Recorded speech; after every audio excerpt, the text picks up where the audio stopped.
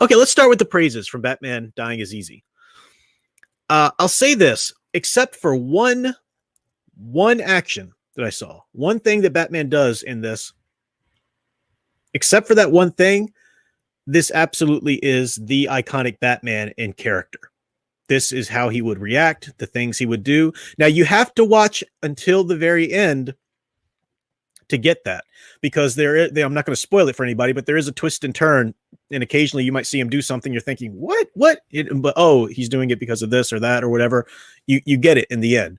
So I will say by the end of it, except for one little thing he did, this is absolutely the iconic character of Batman there. It really is. And I really like that. That was cool. Other good things about the Batman Dying is Easy. The villains. And not just the villains, but Harvey Bullock and Jim Gordon. They really did look comic book accurate. Well, comic book, that's like what age are you talking about? What comic books do you mean accurate? I would say they obviously drew a lot of influence in this film from the Batman Arkham games. Definitely did that, and you can tell, but it's like those in turn drew their influence from the comics, you know. So Ivy, Harley, the Riddler, even Killer Croc. I was shocked when you saw Killer Croc's claws. I was like, oh, surely they're not going to show his face, because how could they do that and not look cheesy? But it actually looked like, whoa, that looked good. It was 10 times better than Suicide Squad Croc. It was wonderful. So the look of Arkham Asylum, that is absolutely, it's straight out of the Batman Arkham Asylum game. It really is.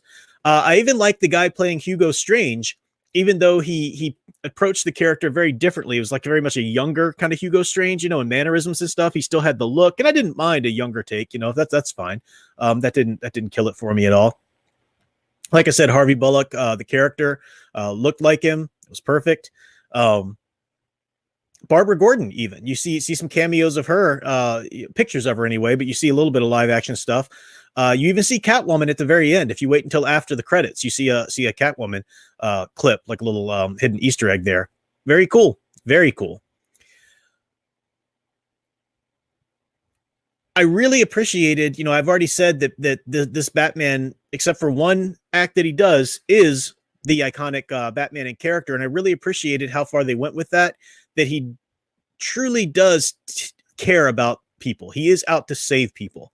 He's not out to punish criminals. He's out to save the innocent. That really, and you have to watch until the very end. You have to watch until the very end. And again, except for one instance, one little behavior, one act that he does, but he really is out to save people. I love that, especially once you hear his motives for all this kind of stuff that he's doing by the end. You know, it opens up with him saving one of Mad Hatter's victims. And that's great. You know, one of his Alice's. And the Mad Hatter character was really cool. He came out with the hat on, you know, it's low budget. So you could tell they kind of prematurely grayed his hair or whatever, you know, it's not Hollywood quality, you know, on the budget level or anything like that. But yeah, I was just really impressed with the supervillains. Very impressed with that. And very impressed with the overall arc of Batman in his motivations, the tensions, the things that he wanted and stuff like that. That was perfect. Really loved that. Even like the look inside of Arkham Asylum, you're not going to see much of it, you know, but this did look like the cells, you know, I could see that. You know, again, low budget. I think this is kind of in between. It's in between a praise and a criticism. I think I want to give them the benefit of the doubt and say they really tried to make Gotham City look dark and gothic. I would have preferred much more. There were a lot of scenes, either an establishing shot in the beginning, which they darkened the frame, and you know they did their best. But there's a scene at the end in which Batman, or close to the end or whatever, when Batman's just kind of looking out over the city, and you see like an apartment building right in front of him that's kind of a lighter brick color, like a beigeish or whatever. No, that's not what Gotham looks like. Gotham should look gothic. It should look like an otherworldly city. It shouldn't just look like Chicago. That's one thing that Nolan did, which just was garbage. I hated the way Nolan approached Gotham City. I did like the high-rise trains that he put in there, you know, but that's a thing, you know. That was cool. And this Batman Dying is Easy does put the little high-rise train in there. Cool. I want to give them the benefit of the doubt and say that they couldn't afford some of the some of the special effects to make it look a little bit more gothic, a little bit more like a Tim Burton, Anton Furst Gothic City, because Anton Furst, the production designer, won a huge, he won awards for his Gotham City in those in that first Tim Burton movie. And it's wonderful because it's that amalgamation of like a New York City with this otherworldly Gothic, and that's what it was supposed to be, because it's kind of cool that New York City itself inspired both Gotham City and Metropolis. And Gotham City took the Gothic architecture and the sort of the nighttime of New York City with the Gothic and overdid that, overblown it, into what became Gotham City. Whereas Metropolis took all the Art Deco and sort of the hopeful, looking toward the future of the 20s, into the 50s and whatnot of New York City, and overblew that and made it Metropolis. And that's absolutely, I mean, Gotham City and Metropolis are very much characters in their own right in any good proper telling of a DC universe. So I wanted to see more of a Gothic Gotham City. There are some scenes in which it just looked like any old city at nighttime, and I didn't like that. But we'll see what they what they were doing with their budget or whatever. So I've said all the good things about it, and after I give you the negatives, I'll wrap it up and kind of like, so what would I say to somebody who said, should I see it or not? Another one that's kind of a good transitional point is the Batmobile. I feel like the Batmobile, they were trying to, I think, I hate it when people say I feel like, and then they say something that they think. It's like, you didn't feel that, you thought it. Sorry. But I think that, I imagine that they might have been trying to please too many people with their design of the Batmobile. It is certainly inspired somewhat by the Bat tank in Arkham Knight.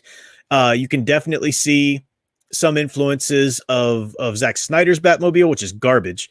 And you can see some influences, though, which I did like. They did put the big over characterized fins on it, like the Tim Burton. I didn't need to see the Tim Burton Batmobile. Okay, that's not what I need, even though that's my favorite. I didn't need to see that.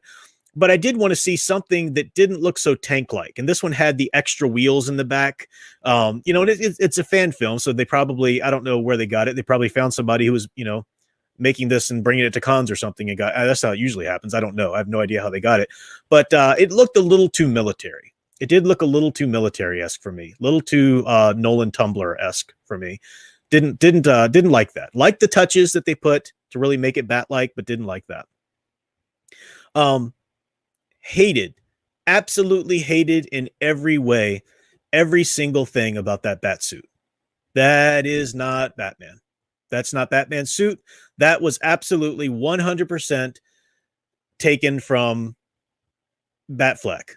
Ben Affleck's not Batman, his murder man, basically, in Snyder's movies.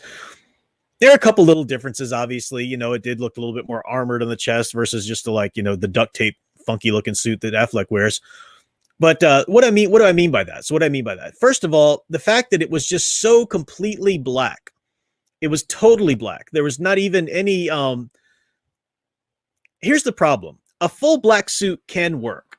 It's not preferable, but the reason why the black suit in Tim Burton's films worked, again, not preferable. Should I, in a million years, I'll never stop saying that it should be the at least black and gray, if not blue and gray suit.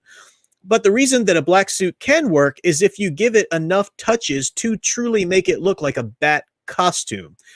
And you have to add some color in it somewhere. I didn't even like Nolan's Batsuit. That's not Batman's. That's a paramilitary armor with some very subtle little ear nubs on it that maybe you can think could possibly be the likeness of a bat. More often than not, it looks like a cat.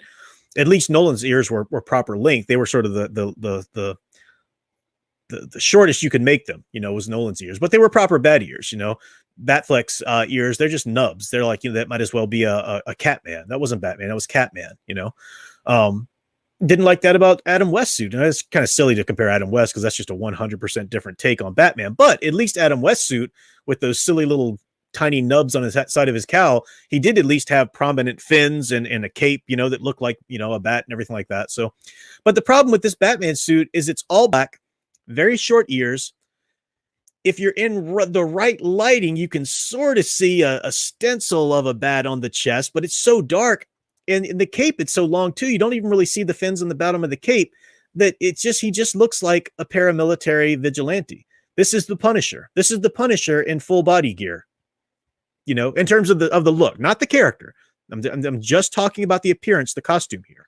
I did not like that bat suit at all. Also, they took that nod from Batfleck's horrible suit, which makes the cowl itself just like angry. Like they put these, heavy brow lines into the cowl. So he's just like, he's growling at it, no, that's not, nope, not at all. That suit is garbage.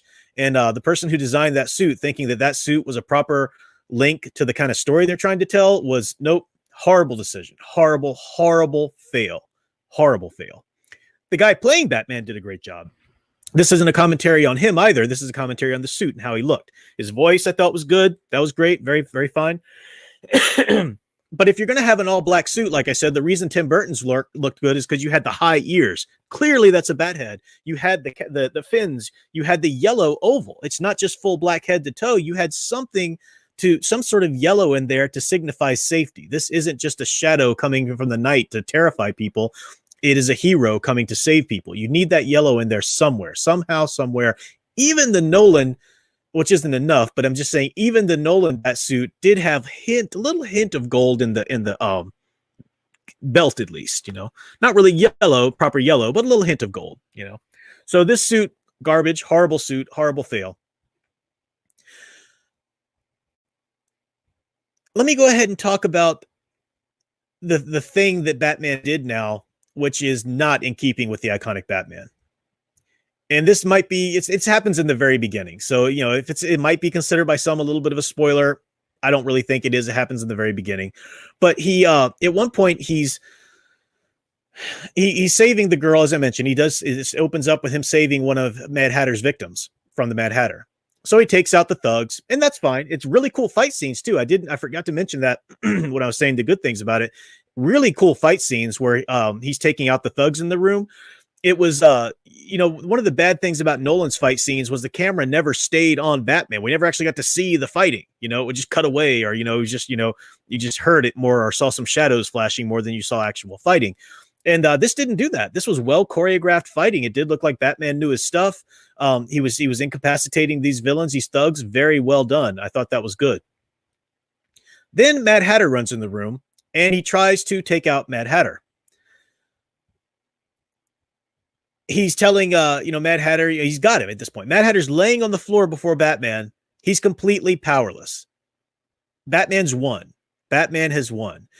But he says something about his Alices and how they always enjoy it or whatever. And then Batman, in a moment of anger, stomps on him. It almost looks like he's stomping on his crotch at first. It truly does look like that. But then you kind of realize, it must have been his knee or something, because you hear the crunching and you hear it's a 100% just gratuitous Zack Snyder-like moment where he just crushes the guy's knee out of just anger. There was no reason to do that. It was just punishing him. You're a villain. I'm going to punish you now. This has nothing. What I'm doing to you now does not save anybody. It does not stop you from doing anything. I'm just going to sadistically cause you pain and torture you. It was pathetic. It was enough to make me really honestly want to turn it off right then and there. I didn't, because I decided I wanted to give a proper review on it. But that was just garbage. Whoever decided that, a lot of people, you're going to lose them right there. You lost me. I can't across the board recommend this to anyone because of that ridiculous, stupid moment that somebody decided to put in there. That's not Batman. That's Murder Man. That's Zack Snyder's Batman. And Zack Snyder's Batman is not in any way linked to any kind of valid interpretation of the character. So the problem with that too is you might think, oh, it's just your taste. No, it even affects the artistic integrity of the film as its own Dying is Easy fan film, because you think about all of the little touches they brought in from the comics. Even, for example, when you see Batman walking through Arkham Asylum and he's walking to the Joker's cell, I won't give you any of the plot points, but he's walking to the Joker's cell, and that's when you see him pass the cells of a lot of the other villains. And they're great. I mean, that's Poison Ivy. That's Harley Quinn. That's the Riddler. That's Zsasz. You even see Victor Zsasz at one point and a couple others. It's wonderful. It's wonderful. And they are truly the characters from the comics, or at least the Batman Arkham, games, comic tie-in, that kind of, they're comic characters on the screen. You can definitely tell that. They're colorful. They have color. They're acting out in very sort of melodramatic ways and whatever. They're being their character. But then whenever the camera shoots back to our Batman, there's nothing comic booky about him. He's just a vigilante who's in some armor walking down a hallway. there's nothing theatrical about our Batman. And if it's a comic book movie, yes, there needs to be something theatrical about our hero. There's a reason we go to comics, not just open a book to, read as a novel or open a documentary or whatever. We want to see a comic book superhero. And this is something that Nolan started it, and then Snyder just drove it into the ground. This stupid realistic take, and stuff like that. It's dumb. So the little touches like that, the little touches of Snyder's influence on it really does conflict harshly with the good comic book influenced aspects of it. That's visual. I gave you an aesthetic example of that. Now let me give you with trying not to spoil anything. I'll give you an example of the plot. I already told you when he brutally smashes the Mad Hatter's knee or whatever it is, just crushes it. That's just torture. That's just torture. Batman never does that and should never do that.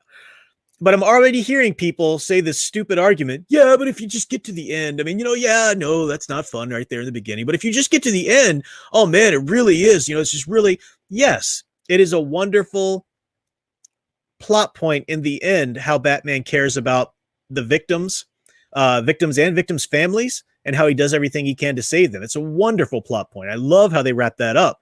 But it's completely nullified because you've already seen us show Batman torture. This is one thing a lot of people don't get. Some people still think Batman should kill, and those people are just lost forever. They don't want Batman. They want the Punisher with some nubs on his helmet. That's all they want. That's not Batman.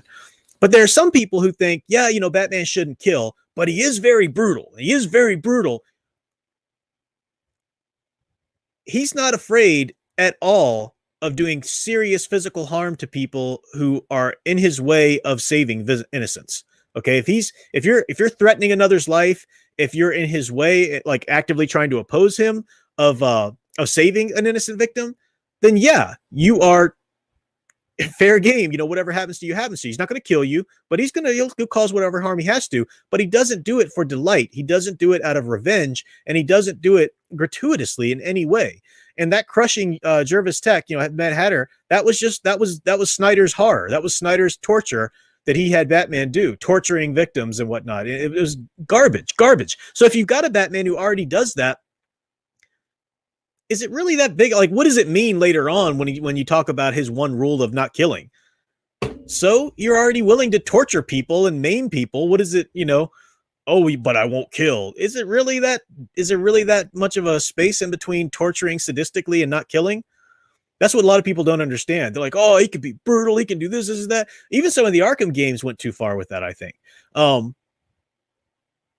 He's not above doing damage when he needs to do damage to save somebody, but he's not going to sadistically torture somebody. It's a good example in writing of such a tiny thing. I mean, there's that one thing he does to Jervis Tech. It's very short in comparison to the whole film. And you might think, seriously, that's what killed it for you? Yes, because it's bad writing.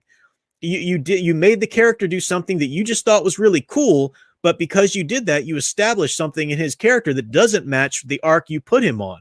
So by the end of it, as cool as that idea is, what it does to him in the end, it's unearned. It's unearned because you already betrayed it in the beginning when he was supposed to already be thinking along these lines.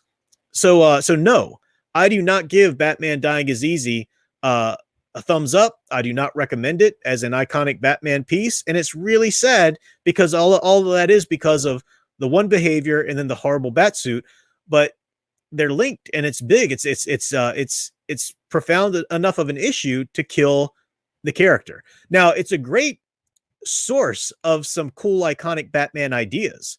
If you want to watch it, if you're writing your own kind of stuff or you're writing your own Batman fanfic or whatever, and you want to write it for some really mine it for some cool ideas, great. Yeah.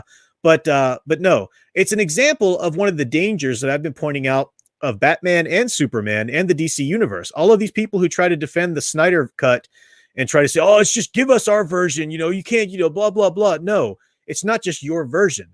It's another pollution out there in the public consciousness where people start to think, it's just all any old version of the character, whatever you like. So then somebody like Bat in the Sun tries to synthesize all of the different versions of the character to try and give you sort of a concrete, iconic version. And it's proof that you take that little bit from Snyder, it doesn't synthesize well. It doesn't work well with all the other versions you take. You end up with this monstrosity that doesn't make sense logically, character arc wise. It's not integral to the character. He's behaving irrationally. It doesn't match. It doesn't fit. That's why you can't just have any old version, you know. And all these people say, hey, you know, you like watch what you want and like what you like, man. I just block those people immediately.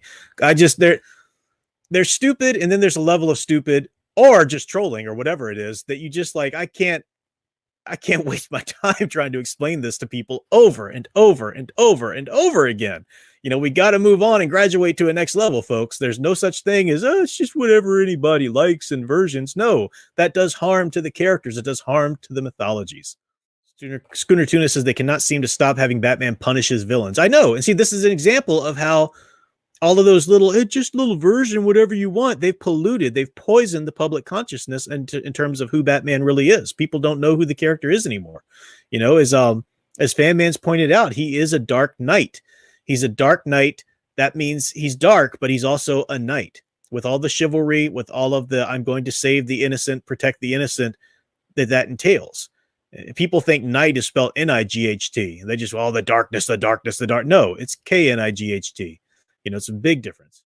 So no, I don't recommend Batman Dying Is Easy, but I'll be the first to admit there's some wonderful things about it. If they ever edited that horrible part out, I could roll with the horrible batsuit. I could roll with the unfortunate Batmobile if he didn't act the way he acted, you know? So yeah, that's my review on Batman Dying Is Easy. Bat in the Sun Productions does do great work. I hope they step it up next time and stop allowing all these garbage influences to seep into their tellings of the character. But we'll see. We'll see.